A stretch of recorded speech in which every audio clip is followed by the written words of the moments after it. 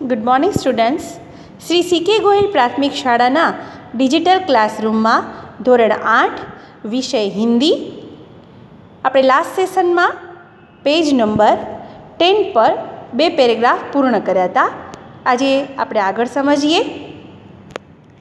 नूरे को वकील से प्रेम है, काला चोगा, नीचे सफ़ेद अचकन, अचकन के सामने की जेब में गड़ी सुनहरी जंजीर, एक हाथ में कानून का पोथा लिए हुए मालूम होता है.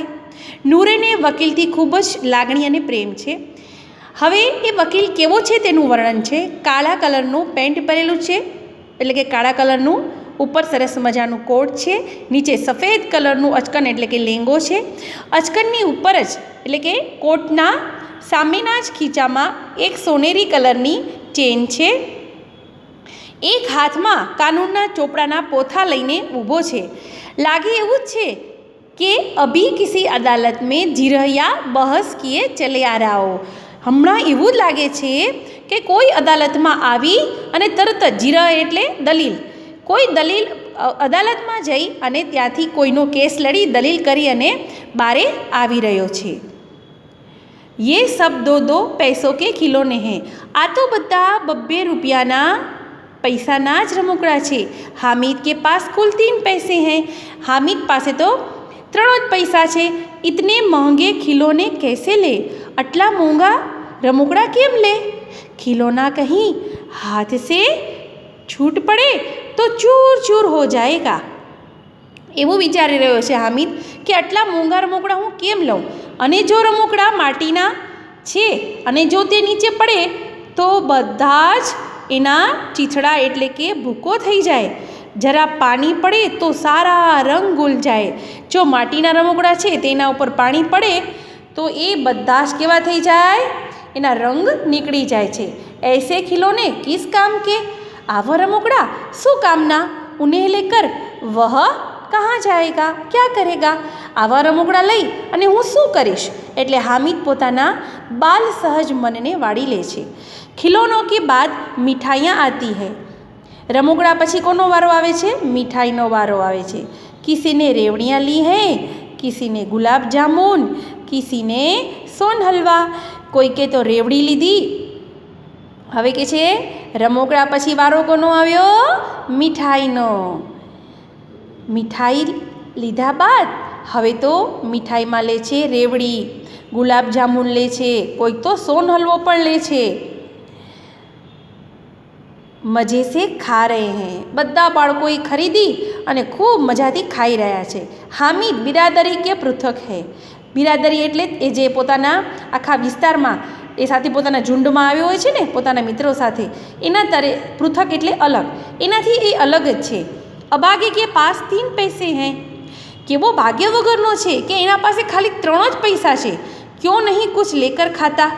કેમ નહીં આ 3 પૈસામાંથી કાંઈ લઈને ખાતા? બધા એના ફ્રેન્ડો છે એટલે મિત્રો વિચારી રહ્યા છે કે આટલા પૈસા તો છે, કેમ લઈને ખાતો નહીં હોય?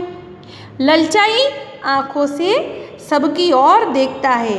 આમ આંખો એની આમ ટગર ટગર આડું અવડું જોઈ અને બધા સામે જોઈ છે.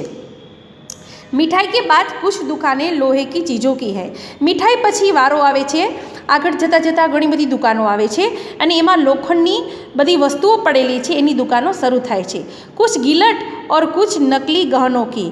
કોઈક તો ગ્લેટવાળી વસ્તુ, તમને ખ્યાલ છે ને ઘણા બધા ઓર્નામેન્ટ્સ એવા આવે છે, ઓર્નામેન્ટ્સ એટલે આભૂષણો કે એના ઉપર ગ્લેટ કરેલો હોય છે, કલર કલરનો, ઓક્સિડાઇઝનો, ગોલ્ડન કલરનો, સિલ્વર કલરનો, એવા બધા ઉપર પાણી લાગેલા હોય છે ઘરેણાની ઉપર, એને કહેવાય ગિલટ. લડકો કે લીએ યહાં કોઈ આકર્ષક નહીં હૈ. બાળકોને તો આવું ગમે નહીં, કારણ કે બાળકોને આભૂષણો ગમતા ન હોય, એને તો રમકડા, મીઠાઈ, ચકડોળ એવું ગમતું હોય છે. ये सब आगे बढ़ जाते हैं. બધા આગળ આગળ ચાલવા લાગે છે. હામિદ લોહે કી દુકાન પર रुक जाता है. હામિદ તો પેલી લોખંડની દુકાન પર આવીને ઊભો રહી જાય છે. કઈ ચીમટે રખે હુએ हैं. કેટલા બધા ચીપિયાઓ ત્યાં પડેલા છે. ખ્યાલ આયા દાદી કે પાસ ચીમટા નહીં હૈ. તરત એ પેલી દુકાન પર એની નજર પડે છે ચીપિયા પર. ચીમટા એટલે ચીપિયો, જેનાથી આપણે રોટલી શેકીએ છીએ. તવે સે રોટિયા ઉતારતી હૈ તો હાથ જલ જાતા હૈ. તરત એને એ લાઇટ થાય છે મગજમાં કે દાદી જ્યારે રોટલી તવા ઉપરથી ઉતારે છે ત્યારે એનો હાથ બળી રહે છે, કારણ કે દાદી પાસે એકે ચીપિયો એવું કશું સાધન ન હતું. અગર યહ चिमटा ले जाकर दादी को दे दूँ तो कितना प्रसन्न होगी दादी, फिर उसकी उंगलियां कभी न जलेगी. જો હું આ ચીપિયો લઈ ખરીદી અને દાદીને આપું તો દાદી કેટલી મારા ઉપર પ્રસન્ન થશે અને એની આંગળીઓ પણ બળશે નહીં. ઘર મેં એક કામ કી ચીજ ભી હો જાएगी. હામિદ કેવું વિચારે છે કે ઘરમાં એક કામની વસ્તુ પણ થઈ જશે. ખિલોનો કે ક્યા ફાયદા, રમકડાનો શું ફાયદો. વ્યર્થ મેં પૈસે ખરાબ હોતે हैं કે છે વ્યર્થમાં તો પૈસા ખોટા વેડફાય જ છે. જરા દેર ही તો ખુશી હોતી है. જો રમકડા લઉં તો થોડી વાર મને ખુશી થાય, પણ જો હું આ ચીપિયો લઈને જાઉં તો જિંદગીભરની ખુશી કે જેથી દાદીનો હાથ પણ ન બળે. ફિર તો ખિલોનો કી ઓર કોઈ આંખ ઉઠાકર નહીં દેખતા. પછી તો રમકડા સામે કોઈ આંખ ઊંચી કરીને પણ જોઈ શકશે નહીં. યા ફિર ઘર પહોંચતે ટૂટ ફૂટ કર બરબાદ હો જાય કે છે જો ઘર પહોંચતા પહોંચતા જો આ માટીનું રમકડું તૂટી ગયું તો તૂટી જાય તો. કેવા વિચારો સાથે જો એના હાવભાવ પ્રગટ કરે છે હામિદ. ચિમટા કિતને કામ કી ચીજ હૈ. ચીપિયો તો કેટલો કામનો છે. રોટિયા તવે સે ઉતાર લો, ચૂલ્હે મેં શેક લો. રોટી છે રોટલી એને તાવડી ઉપરથી ઉતારી અને ભાઠામાં શેકી, અને કોઈ અગર આગ માંગને આए તો ચટપટ ચૂल्हे से आग निकाल कर उसे दे दो. હવે તમને ખબર છે કે પહેલાંના જમાનામાં શું હતું કે જેના ઘરે ચૂલો પ્રગટી ગયો હોય ને, બાજુમાં ચૂલો જલ્દી ચાલુ કરવો હોય તો એમાંથી આગ લઈ જાય, એટલે કે આગનો એક એમાં કોલસાનું કેવું બટકું હોય ને એ લઈ જાય અને પોતાના ઘરે ચૂલો ચાલુ કરે છે. તો એ લઈ જવા માટે ચીપિયાનો પણ ઉપયોગ થઈ શકે. અમ્મા બેચારી કો ક્યા ફુરસત હૈ कि बाजार जाए और इतने पैसे ही कहाँ मिलते हैं કે છે અમ્માને ક્યાં એવો સમય મળે છે કે બજાર જઈને પોતા માટે ચીપિયો લઈ આવે. રોજ હાથ જલા લેતી હૈ. રોજ એનો હાથ બળી ગયો હોય છે. હામિદ કે સાથી આગે બઢ ગયે. હામિદના મિત્રો આગળ આગળ ચાલવા લાગે છે. સબીલ પર સબ શરબત પીતે. સબીલ એટલે મુસ્લિમ લોકો જ્યારે પોતાના તાજિયા અને મોટા મોટા આવા તહેવારો આવે ને ત્યારે ઠેક ઠેકાણે આવા પરબ બાંધે છે જ્યાં પાણી અને શરબત બધું પીવડાવવામાં આવે, એને કહેવાય સબીલ. દેખો સબ કિતને લાલચી હૈ. જુઓ તો ખરા કેવા બધા લાલચી છે. ઇતની મીઠાઈયાં લી મુझे કિસીને એક ભી ન દી. બધાએ કેટલી મીઠાઈ ખાધી પણ મને એક બટકું કોઈએ આપ્યું નહીં. उस पर कहते हैं मेरे साथ चलो. અને પાછા ખાઈ ખાઈને એવું કહે છે કે ચાલ ચાલ મારી સાથે ચાલ. મેરા યહ કામ કરો, મેરા યહ વહ કામ કરો. અને પાછા બધા એના પાસે કામ કેવું કરાવે છે જુઓ બાળકો. કહે છે કે મોહમ્મદ, કહે છે હામિદ મારું આવું કામ કરી દે ને, ઓલું કામ લઈ આવને. અબ અગર કિસીને કોઈ કામ કરને કો કહા તો પૂછુંગા. હવે જો મને કોઈએ કામ કરવાનું કાંઈ કીધું તો જોજે હવે એની વાત નથી. ખાઈ મીઠાઈયાં આપકા મુંહ સડેગા. ખાધી ને મીઠાઈઓ, ભલે ખાધી, હવે તમારું મોં બધાનું સડશે, કીડા પડશે. મોહે ફોડે ફૂસિયા નીકળેગી. બધાએ ખાધું છે ને એકલા એકલા, જોજો હવે તમારા મોઢા ઉપર તો ફોડલીઓ નીકળશે. આપકી જબાન ચટોરી હો જાएगी. તમારી તો જીભ છે ખાટી ખાટી થઈ જશે, સ્વાદ વગરની થઈ જશે. તબ ઘર સે પૈસે ચુરાएंगे और मार खाएंगे. જો બધાએ પૈસા ચોરાવ્યા હશે તો બધા માર પણ ખાશે. અમ્મા ચીમટા દેખકર મેરે હાથ સે લેगी और कहेगी मेरा बच्चा अम्मा के लिए चिमटा लाया है. कितना अच्छा लड़का है. અરે વાહ, મારો દીકરો મારા માટે ચીપિયો લઈ આવ્યો છે. વાહ, મારો દીકરો કેટલો ડાયો. इन लोगों के खिलौनों पर कोई इन्हें दुआएं देगा. અરે આ બધાએ આવું લીધું છે રમકડા, તો શું ઘરે જઈને કોઈ એને આશીર્વાદ આપશે? ના ના ના ના, હું તો જો ચીપિયો લઈને જાઉં છું ને એટલે દાદી તો મારા ઉપર પ્રસન્ન પણ થશે અને મને આશીર્વાદ આપશે કે વાહ, મારો દીકરો તો મારા માટે ચીપિયો લઈ આવ્યો. બડો કી દુઆएं સીધે અલ્લાહ કે દરબાર મેં પહોંચતી હૈ. બધા મોટાની જે દુઆ છે, આશીર્વાદ છે, એ સીધી ભગવાનના ઘરે પહોંચે છે. ઓર તુરંત સુની જાતી હૈ. તરત ભગવાન એની સાંભળી લે છે. મેરે પાસ પૈસે નહીં હૈ. મારા પાસે પૈસા નથી તો શું થયું? मैं गरीब ही सही हूँ, गरीब भले रहो, किसी ने कुछ मांगने तो नहीं जाता, કે છે કિસી સે કુછ માંગને તો નહીં જાતા, હું કોઈ પાસે હાથ ફેલાવા કે માંગવા તો જતો નથી. उसने दुकानदार से पूछा यह चिमटा कितने का है. એણે તરત દુકાનદારને પૂછ્યું આ ચીપિયો કેટલાનો છે? 6 पैसे लगेंगे. दुकानदार ने કેવો જવાબ દે છે ખબર છે? 6 पैसा लागसे.